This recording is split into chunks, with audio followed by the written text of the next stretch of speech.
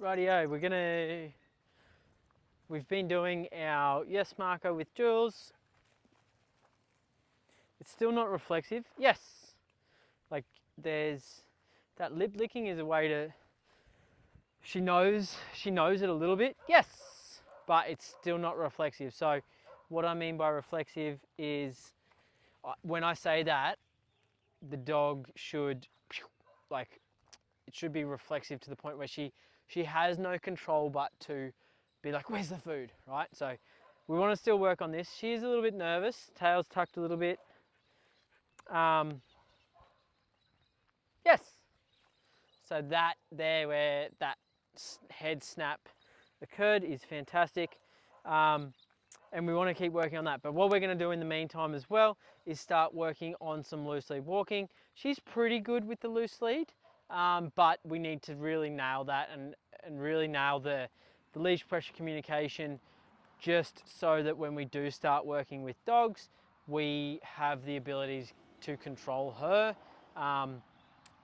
because the other dog's going to be under full control. And it is really important that we do establish some good lead manners first. This way. So pretty well what we want to do is just up this way. We just want to walk in a straight line, okay? This way. But as soon as Jules starts to drift out in front of us, yes. Okay, we can, this way. We can mark and reinforce when she's doing the right thing, obviously, using our yes marker. Yes. Okay, but we just want to be doing some direction changes so that, like if she's walking like this, that's fine. Mark with your as she as that lead pressure is going to apply, because we can use that down the track as well. This way. And we just want to really try and mix it up this way. We want her to start focusing on us, okay? That's the primary, yes, primary goal of this, this way. Primary goal of this exercise is to get her to start focusing on us, yes. And if, yes, if she looks up at us like she just did when I marked, or just before I marked, this way, that's the best thing, okay? We want to be yes, we really want to be capturing those moments where she's choosing to engage with us. Yes. Especially when it comes to loosely walking. Good girl, Jules. Yes. Okay. I'm using quite sizable pieces of Prime 100, Kangaroo and Pumpkin. Yes. Quite sizable pieces, so there's a lot of value there for her. She's starting to get a little bit more relaxed. That tail's getting out a little bit. Ears are still back, shows some signs of distress, but she's doing pretty well. Now the other thing is, because long term we don't want to have to do zigzags around our backyard, we do want to start working on walking in a straight line, okay? And that's fantastic, we can definitely do that. But what we also want to do is start working on our turns, okay? The turns is what really makes this behavior the best, okay? Because we're teaching the dog, in those turns, we teach the dog that they need to follow us to avoid that leash pressure coming on, okay? Yes! She needs to follow us to avoid that leash pressure coming on. So like when we do a turn, if she follows us around without applying that leash pressure, we can mark and reinforce 2 steps out of that turn. So something like this. Yes! So see how she's just followed me around. Oh, sorry babe, that wasn't very much, was it? Hey, there we go, that was a little crumb. So, don't want her surging out in front of us, okay? So we just, little leash pop and correct.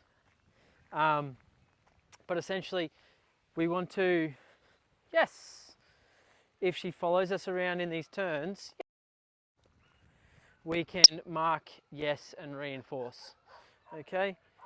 She's doing super well. And as I said, long term, we do want to start working towards going in more straight lines. Doing this is really just to get the foundations. The difference here as well is that we're in a bit of an open space where there's no real clear direction. When you are walking down a path, I'm just going to come and change this camera angle so we can get a little bit more distance. But when we are walking down a path, it's very easy for the dog to know where we're going to end up, okay? So pulling becomes quite easy, pulling becomes easily reinforced because we have no option but to continue walking forward mostly. I'm just going to change this camera pitch too. Right, this way. Rightio, so, Jules. So we're just going to work on, So the other thing is we can start to use corrections instead of turns, okay? And what a correction is applying the same amount of pressure that would in a turn, but you're applying the pressure, the dog's, so in the turn, the dog's applying the pressure, okay? My hand stays very much in the center of my body or my mass, okay? It stays in this sort of area. Whereas when we are walking in a straight line and I want to correct her, instead of me turning and her applying that pressure herself, I want to use a very similar amount of pressure by a leash pop like that. So what we'll do is we'll walk down here. We've got a little pup down here. Yes. We want her to be engaged with us. Yes.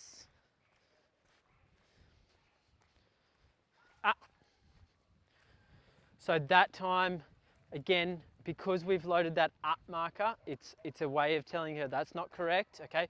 We don't always need to follow up with that pressure or that leash pop, but we do want to tell her that our ideal criteria is that she's walking next to us. Yes. Yes. So a bit longer distance. Just a little leash pop just to get her back onto our side. Yes. Okay, so pretty well what I can tell now is that we've gone a little bit over threshold because, and when I say over threshold, like there's another dog present, she's a little bit unconfident, etc., etc. So I'm just going to create that space. She went off the food, yes, or showed no desire to get the food. So that's my way of knowing that it's gone too far for her, okay? But what we're going to do you want to just bring Coco out here and just stay still? If you sort of stay like just west of this puddle. Righto, just stay still there. Cool. So what we're going to do is use this dog as a little distraction. I might just change this camera angle again so it's wide and we can catch it. Or I'll just see that it's going to catch it at least.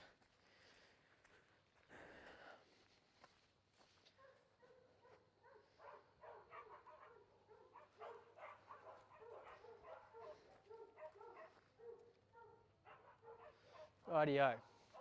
So essentially what we want to do now is start walking in parallel to that dog. Yes.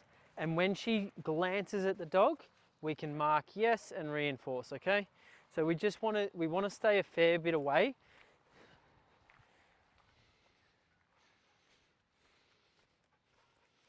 And this time we're not marking for her engagement with us, we're marking for her slight glance at the dog without reacting. Yes.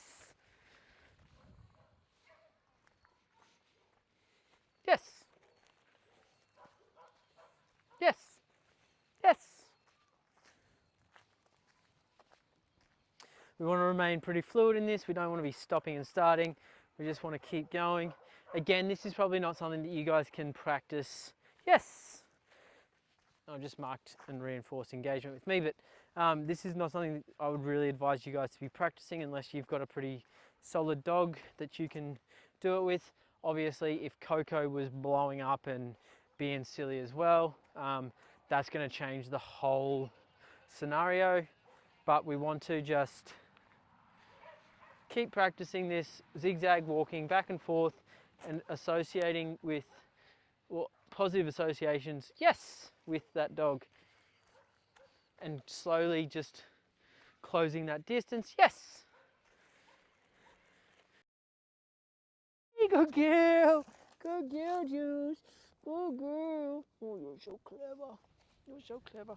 Rightio, so as I said, a bit of loose lead walking practice for you guys.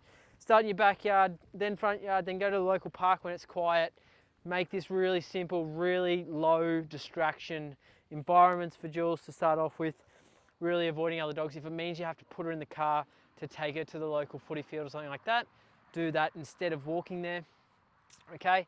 And again, it's much easier to practice this in like an open space, like a football field, than going down the front sort of path or whatever, like the roadside paths and stuff like that.